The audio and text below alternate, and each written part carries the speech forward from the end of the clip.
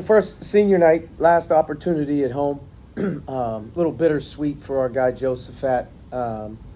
Josephat's a terrific person, highly intelligent, graduated in December, and unfortunately, he goes into that category of what could have been. Just hasn't been healthy, and not due to the fact that he sure didn't do his part. I've never seen a guy work harder to rehabilitate different types of injuries that he's had, or at least give himself the proper chance to be ready to try to play the game.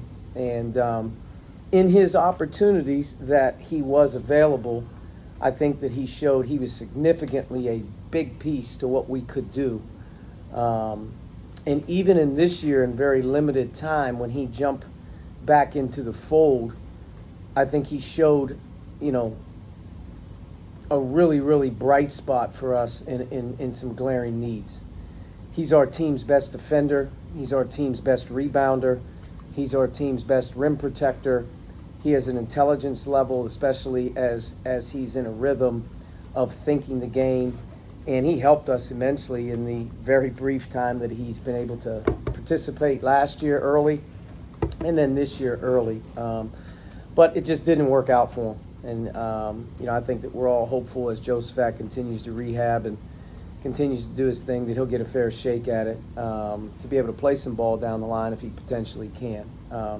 Our three managers, since I've been here, no one values the managers more than I do. They're unsung heroes in every program. They all wear different hats with no credit. They spent countless hours on the floor, in the office, on the road, and I've always said this, they're the most hireable people in any field of work that you could potentially put a young person up against. When they get into the real world in terms of the fields that they choose to go to, whether it's basketball or outside of sports, they're so conditioned to be a part of a team, to work hard, to be team players, to want no credit. And they always seem to me to be the guys that, as I've moved on from my playing career and coaching career, that have always had a deep appreciation for a connection to the different groups of people along my stops at different universities. And it's always been funny to me how successful they are as they continue to go. So we look forward to honoring these guys on Wednesday night. We do have a game. And I know that's part of it. And for our team coming off this weekend in a bittersweet game, tough game, that we weren't able to come out on top, there were some positives we can grab onto. There's some things we can continue to kind of stress. And as we head towards this last week of the regular season and into the tournament, striving and clawing and being desperate for an opportunity to get back into that winner's circle. And that's all about Wednesday. We'll have a few days here to practice and prepare, get our guys mentally kind of ready to get back at it, but it really just centers in on one game and the ability to do that. And I'll open it up for questions, whatever you guys have. Coach, how important is it to you, get the momentum going right before A-10s? Yeah, it's not really about the Atlantic 10 tournament at this point. It's about giving our guys the best opportunity they can to feel good. You have so many chances throughout the course of the season to grab momentum, maintain momentum, bounce back. And our team has dealt with its fair share of disappointment, clearly. But we're also that team, I think, that can get hot. I think we're a team that needs some confidence. And if we could just find a way to kind of hang in there and get one by 1 point, you never know what that can do for you as it leads down the back stretch. But we're looking clearly towards this opportunity to gain that, as you come down the stretch. There's always a lot to play for. A lot of it's pride, a lot of it's individual development, a lot of it for your staff is to continue to progress with the group that you want to have a part of what's going on for the future and gain confidence as you finish the season, as you go into an off season, whatever it may be that you can build on. But, for us, I think every team at this time of the year, every game's hard, whether you're winning or whether you're losing, whether you have great aspirations of winning a league title or you're just trying to get up the standings, whatever it may be, you have to play with that great desperation. And I think that's what we want to do, and I look back on Saturday's game, and we prepared very hard. I thought our guys got off the ground, one more time, and that's what we're looking for again. Archie, with respect to Joseph Fad, on the floor for most of the year, no seniors. Does that show in your team where they are right now? Yeah, I mean, I think, one, there's a lack of age, at times on the floor, but two, there's a lack of experience. Even some of our, older transfer guys that have come in, you're playing with the first group for the first time, but I think there's a lot of that, what I would call gel chemistry. You have a lot of those issues out there. Some of it's systems, some of it's just expectations and whatnot, confidence. But yes, our team is one of those teams out there that you're going to look at the beginning of the year and say, how's this all going to work? And as the year has unfolded, at times you've shown some glimpses of positives, talent, bright futures along the line, and at times you've seen how it hasn't come together as a cohesive group that's able to, continue to improve. And as much as that is the group, it's also the coach. The coach has got to be able to find a way to put that together. So as much as it is our team and evaluating it and looking at it, there aren't any seniors really in reality, that are exhausting, their senior nights that are on the floor, which at times can be something that you can build towards. There's also some things in there I think that you're looking at and you're saying from a cohesion standpoint, chemistry standpoint, how weren't we able to maybe get more out of them together and bring them along? So that's on us as we evaluate. But there's definitely, there's a glaring thing out there, experience. I look back at games and I look at St. Louis's team. I look at Jimerson. I look at Hargrove. This guy's been at St. Louis for 5 years. You look at Hughes being in his third year, Parker being in his third year. A lot of those guys at St. Louis's team, had played together for a while. Very few freshmen in there, maybe some young bigs. Rewinded a game earlier. No one on our current team had ever been in the Siegel Center to play at VCU. It's like so much of what we're dealing with is new, and it continues to be new, that you want to get away from that at some point. But there's definitely some inconsistencies with that type of experience level that you're looking for. As you watch St. Louis tape, I imagine it's a tale of two ends of the floor, right? The offensive end, you really like some of the things that you saw. On the defensive end, probably less so.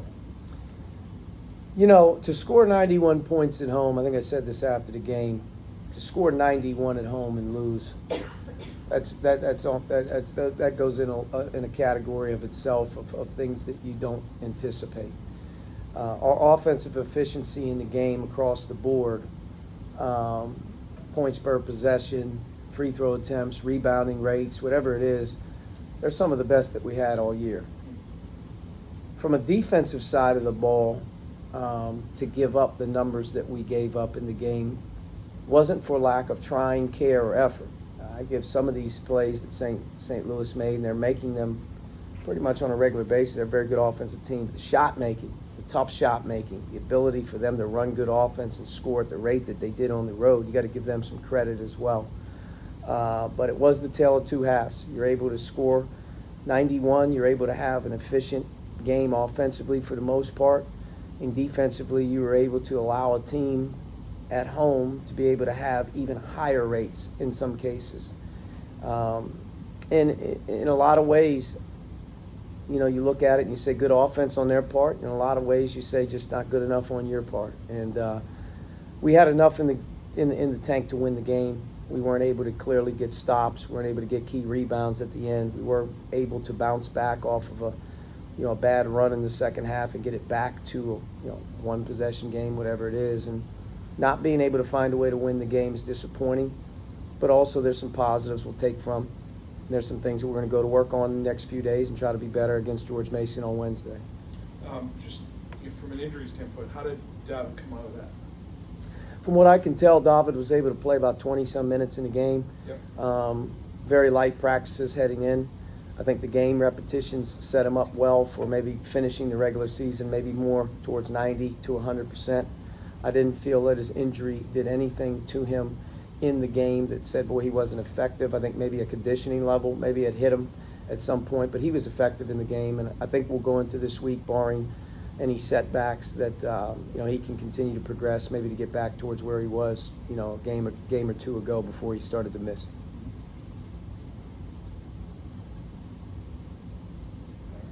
Any final questions for Coach? The concept of senior night, Mm-hmm. so much player movement in the game now, and It's weird. Guys, a lot of time, it is, isn't it? It's really weird. I think you look across the country and there's guys being honored, and senior night have been on campus for 7 months. 6, 7 months they're getting honored on senior night, and they'll potentially have another senior night next year. There's some guys that very rarely, maybe in some cases, are having true senior nights where they've spent their career there, or at least they've spent multiple years at a place. But as I look at it now, senior nights really become very odd. In some cases, depending on your needs on a given year, you may have 4 or 5 guys adding in that have a year to play. I don't know. You may have guys that that you hope to have a senior night with them 3 years down the road that never get to it. But senior night's taking on a whole new approach here as you go with the portal, 2-year transfers, 1-year transfer, grad transfers. But I'd be hard pressed to imagine, if you ask a lot of coaches, there's probably still some in the game right now that are really doing the old school traditional deal, that still have it in place, that have guys that have been there for a while. We're clearly not there yet.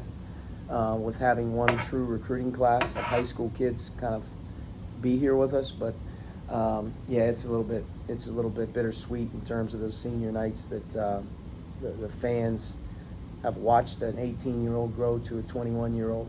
I think the appreciation for those guys nowadays is probably a little bit fleeting, and you're getting to know a guy maybe in 6 to 7 months and watching him play 30 games and he's on his way out. It's a little weird. I mean, it's sort of like in personal relationships. It's not better or worse, but it's different. Yeah. And I guess you have to learn to appreciate different in its own way. Yeah, I don't necessarily look at it as a bad thing. I necessarily think that, if a guy can come here in a year and, participate, do a great job off the floor, and clearly gain the momentum of a fan base and whatnot, and they can, celebrate that guy for what he was able to bring to the table for a year, great, and I think that'll be, far more. Senior nights aren't going to be the traditional 4 and 5 man classes or 3 or 4 man classes that stack upon stack upon stack. You're going to have maybe a couple of those guys mixed in with some guys that were there for 6 months, and like I said before, you'll see some guys celebrate senior night tonight, and you'll see some guys celebrate that same senior night somewhere else the following year here, moving, couple a year. But I remember my senior night very vividly, playing my last game at home at NC State against North Carolina in front of 20,000 people, and going out with a win, and celebrating before the game with the guys that I came into school with. I think, I don't necessarily know how that will go. The heartfelt moment, so to speak, for the athlete 20 years down the line, if they celebrate a couple senior nights that are at a couple different schools, I don't know how that will feel to them, but I know how mine was, and I hope one day that we have a laundry list of guys that go through here that people get to enjoy as a freshman and sophomore and junior and senior. We'll see.